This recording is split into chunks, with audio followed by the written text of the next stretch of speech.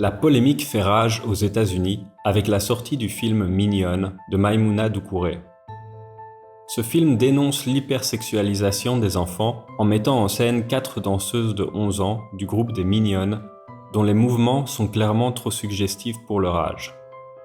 La question qui se pose est de savoir s'il fallait vraiment montrer ces mouvements pour les dénoncer ou les suggérer simplement aurait été suffisant. Quand le film est sorti au festival de Sundance et à la Berlinale, il n'a pas créé de polémique, mais il a été repéré par la plateforme de diffusion Netflix qui a décidé de le distribuer et de remplacer son affiche. La nouvelle affiche de Netflix aux États-Unis montre les 4 enfants dans des positions lascives, ce qui a immédiatement fait réagir une partie de la population. Mignonne a été accusée de faire l'apologie de la pédophilie et a fait ressortir les théories du mouvement conspirationniste conservateur QAnon, qui dit que l'industrie cinématographique d'Hollywood et le Parti démocrate sont contrôlés par un réseau de pédophiles et de trafic d'enfants. Une pétition a circulé pour retirer le film de la distribution et le hashtag #CancelNetflix est né sur les réseaux sociaux, lancé et suivi par des gens avant même qu'ils aient vu le film. Mais derrière ces réactions disproportionnées, il y a une vraie question. Faut-il montrer ce qu'on dénonce ? Pour certains, il serait impossible de faire une œuvre sur l'alcoolisme, par exemple, sans montrer des gens sous.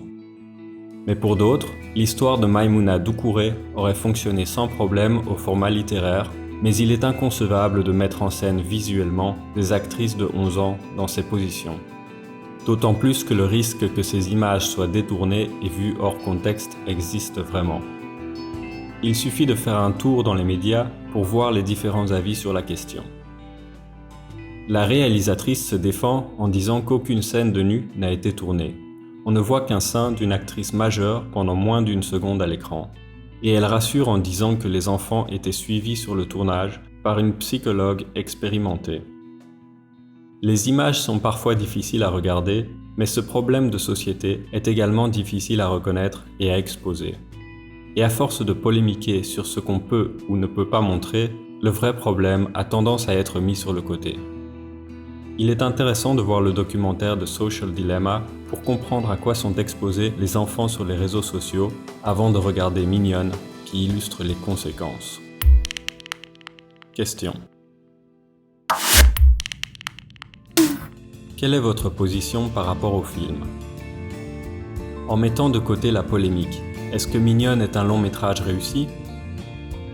Serait-il possible que Netflix ait orchestré cette polémique pour la publicité du film ?